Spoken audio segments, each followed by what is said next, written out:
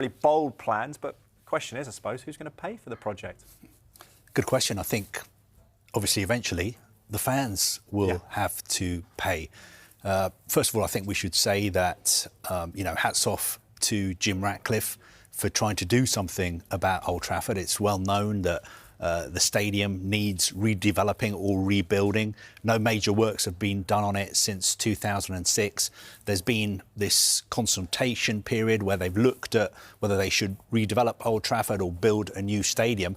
And they've come to the conclusion that they need to build a new stadium next door to Old Trafford, which means they can carry on playing at Old Trafford while the new stadium is being built. Because I think that's very important for their finances, because Old Trafford makes more money from match day income than any other stadium in England. So it's important to keep that money rolling in. How is it going to be financed? Well, Manchester United are going to have to borrow more money to build the stadium. I think it will be pretty straightforward. There will be investment banks out there who will lend them the money because they know that people will pay to buy tickets. They'll also go to the new Trafford Stadium to spend money in all the sort of attractions that are going to be built around the stadium as well. But I think if you're a United fan today, you'll be thinking, on the one hand, yes, good news, we're getting a new stadium. On the other hand, bad news, we don't want to see Old Trafford being knocked down. And also, who's going to end up paying for it? Ultimately, it's going to be us. And the club are going to have to take on more debt than they already have. Their debt at the moment is around £1 billion. There's also already been controversy over ticket prices this season, hasn't there? The architects at Foster and Partners are calling it the new Trafford project. You alluded to it there. How controversial will it be? I suppose, how emotional is it going to be when the Theatre of Dreams is torn down? I'll put my cards on the table. I don't like historic stadiums being knocked down. I prefer it if stadiums are redeveloped. For instance, look at what Liverpool's American owners have done with Anfield. They've kept Anfield, but they've updated it. They've still got the Kop. It's still got that incredible atmosphere. Look what's happening at Real Madrid with the Bernabeu. That's redeveloped. The Nou Camp, Barcelona, they're redeveloping it. I just think Old Trafford is one of the most famous football stadiums in the world. It's the Theatre of Dreams. It's a cathedral of football, and it's going to be knocked down. This is a stadium where George Best played, Dennis Law played, Bobby Charlton played, the Busby Babes, Duncan Edwards. There's so much history at that stadium, and it's all going to be knocked down. But I suppose some fans would say, look, we've got to progress, we've got to move with the times. Norman Foster, actually, interestingly, Norman Foster Partners were the architects who worked on redeveloping Wembley.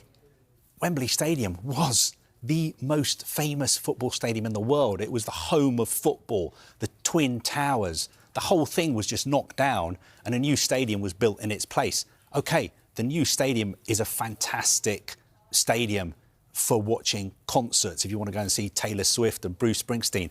I'm not sure, as a football fan, you dream about going to the new Wembley Stadium in the way that in the old days fans would dream about getting to a cup final and seeing the Twin Towers and playing at Wembley. So, look, if it's built, I'm sure it will be a fantastic stadium. I'm sure Manchester United will make more money out of it than they make out of Old Trafford. But definitely something will be lost, because for a lot of United supporters, Old Trafford represents the soul of their club. Yeah, the soul, the heart as well, but difference to the head, isn't it, as well? Kaveh Solokol, thank you very much for now. Your reporter Melissa Reddy in London today when the plans were announced, and she's been dissecting all of the information. Manchester United announcing ambitious new plans today to pursue that 100,000-seater new build, which will be the biggest stadium in the UK, the second biggest in Europe. And it comes a day after co-owner Sir Jim Ratcliffe said the club would have gone bust by Christmas had they not taken the action to do mass staff redundancies and other cost cutting. Now, the contrast between these two things, the having to save costs and then unveiling this iconic grand stadium, jarred. And so I directly asked, chief executive Omar Barada how the club could square both these elements. And it's quite clear that United are trying to correct the course financially from past mistakes, and they've had to take what they say are very difficult, horrible, unpalatable decisions to enable them to then deliver in the long term something like this world-class stadium, a world-class team to complement it. So these are big words, they're big ideas. Can they follow through? They seem very, very confident that they can because of the government backing for a wider regeneration of South Manchester. Now, the stadium is expected to cost £2 billion, and the club are not seeking any taxpayer money for the stadium itself and the club-specific areas around it, like the megastore, the fan zone. However, the wider regeneration of the area, the infrastructure, remember, there's going to be new housing projects around it, there's going to be retail. So everything like that needs to be paid for by the government because this is part of their growth project. The stadium, Manchester United will cover the costs. How?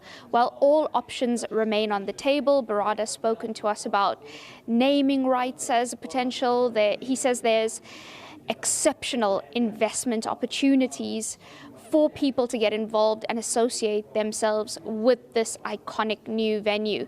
Now, how long would this take?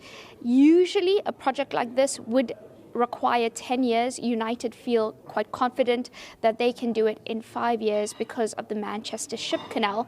They've also done prefabrication work. So ideally for them, if everything goes according to plan and they get the local council on board, they want to get it moving at the end of this year. That would be their ideal scenario. Where will Manchester United play while this new 100,000-seater stadium is being built? They will remain at Old Trafford. That was part of the task force finding, that they wanted to bring as little upheaval and disruption to the team, to the match day experience, and so they will remain at Old Trafford while this new venue is being built. One of the key driving forces behind the new Manchester United stadium plan is to both deliver a stadium that, in Sir Jim Ratcliffe's view, reflects the club's status worldwide, while also driving much-needed regeneration to Old Trafford and the wider North West region. I mean, it just started from the point that we needed a stadium which befitted the stature of Manchester United. And Manchester United, I mean, obviously, there's a degree of bias because I was brought up in Manchester. I've always been a fan of Manchester United, but I think it is the greatest football club in the world. It's certainly the most well-known football club in the world, and it needs a stadium of that stature, I think. It's more challenging, obviously, to build a stadium of 100,000, but I think the UK needs a stadium of that sort of presence, and the north of England, I think, is the best place to build it. And I just think it will become recognised throughout the world. Yeah. And at the end of the day, that will also help Manchester United, obviously. In my view, it is the world's favourite club. It is the world's biggest club. And I think, because this is bias, I think it's the world's best club. It's obviously had a difficult period for the last 12 years, but it deserves to have the finest stadium in the world, in my view. And that is very much my objective in building a new stadium, that it's the most iconic, it's the biggest, it's the most iconic, it's the most recognisable stadium in the world. I think that will hugely benefit Manchester United, but it will also hugely benefit that region, which obviously I'm very close to. It is where the world discovered manufacturing. The Industrial Revolution started in southern Manchester. Old Trafford is where... I mean, the reason Old Trafford is built where it is because the workers could walk to the ground. There was no public transport 150 years ago. So historically, it's a very significant part of the world. It is run down today. So I think it's a hugely important regeneration scheme. One of the key questions now is, what is the timescale for the new stadium to be completed? Ratcliffe is confident that the club can make use of the advantages of the Manchester Ship Canal to accelerate the construction process. It depends how quickly the government get going with their regeneration programme, because we underpin a regeneration programme, and it's a fundamental part of the government's commitment to regenerate that area. So, in a way, it depends how quickly the government. I mean, I think they want to get going quite quickly because they want to see progress in this term. So I'm assuming that will go well and it will go quickly. The second part of the answer is that it will be a modular build. There'll be an immense amount of work for the local people of Manchester, but the modules, which you heard Norman Foster talk about, means that we can build the stadium much more quickly. So there are yards in the world which specialise in building very large structures, which are then shipped to locations around the world. And we have an example of that in Antwerp at the moment, where we're building probably the largest petrochemical facility that's been built for the last 50 years, and it's been built in Abu Dhabi and Indonesia and Thailand, and the components are being shipped in, and they weigh 5,000, 6,000, 7,000 tons each, and they come in by ship, and then they're wheeled in on these extraordinary sort of vehicles with a lot of wheels. And we will do the same thing. And the thing that allows us to do that, of course, is the Manchester Ship Canal. If we didn't have the Manchester Ship Canal, we wouldn't be able to do that. So that halves the time. I think normally if you were building a stadium of 100,000 brand new from ground up in an area that also needs to be regenerated, it's a 10-year project. But I think if we get going with the government, and I know they're enthusiastic to get going quickly, then I think it's a 5-year project, not a 10-year project. It's got those two provisos. Manchester United have announced ambitious plans to build a new 2,100,000 capacity stadium close to their current home at Old Trafford. Red Devils co-owner Sir Jim Ratcliffe said he wanted to build the world's greatest football stadium. But when? And how can they afford it? What does it look like? And what happens to the current stadium? Manchester United believe the new stadium can be completed in 5 years. A project of this size would normally take about 10 years to complete.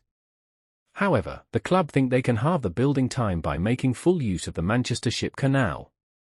Normally, if you were building a 100,000-seater stadium from the ground up in an area that needs to be regenerated, it's a 10-year project.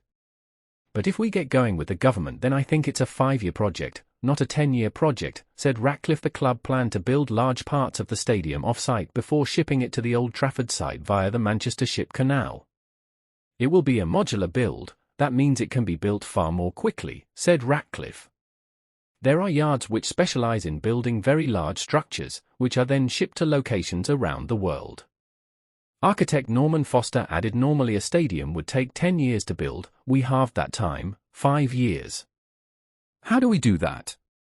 By prefabrication, by using the network of Manchester Ship Canal, bring it back to a new life, shipping in components, 160 of them, Meccana-like. There is no confirmed starting date. Ratcliffe says the project will depend on how quickly the government are with kickstarting their regeneration project of the area. On the timeline for this, it starts with a discussion, said Ratcliffe. It depends how quickly the government get going with their regeneration program. I think they want to get going quite quickly, because they want to see progress in this parliament. I'm assuming that will go well and it will go quickly. It is unclear what will happen to United's existing home, but it looks unlikely the current Old Trafford will be kept. Architects Foster and partners had suggested Old Trafford would be demolished, and there is no sign of the current stadium in the new artist's impressions. Given the proximity of the new stadium to the current site, this option looks likely. By building next to the existing site, we will be able to preserve the essence of Old Trafford, Ratcliffe said. It had been suggested in 2024 that the current stadium could be scaled back and used as a home for United's women and youth teams. United Chief Executive Omar Barada floated this idea in an interview with the BBC on Tuesday, but suggested no decision has been made. The new stadium is to be built next to Old Trafford, which Ratcliffe hopes will preserve the essence of their current home. The new stadium will form part of a wider regeneration of the Old Trafford area. Chancellor Rachel Reeves has already given government backing to the plans. United say the project has the potential to create 92,000 new jobs, bring an additional 1.8 million visitors to the area annually, and will be worth an additional £7.3 billion per year to the UK economy. Manchester United have a huge global fan base who are more likely to be willing to pay higher prices than those available to season ticket holders. Liverpool have in recent years increased the capacity of Anfield from 45,000 to over 61,000 as owners Fenway Sports Group have made most of the extra tickets available to fans in the membership scheme rather than those who want to have a coveted season ticket. In a statement, the Manchester United Supporters Trust said fans remain anxious about the plans and whether ticket prices will be driven up, forcing out local supporters. We look forward to further consultation with supporters discussing these vital questions with the club. If they are able to produce a new stadium as stunning as the plans suggest without harming the atmosphere, without hiking ticket prices, and without harming investment elsewhere, then this could be very exciting. But until the questions are answered, our optimism about plans to make Old Trafford the biggest and the best again will be restrained by caution about what the consequences for fans might be.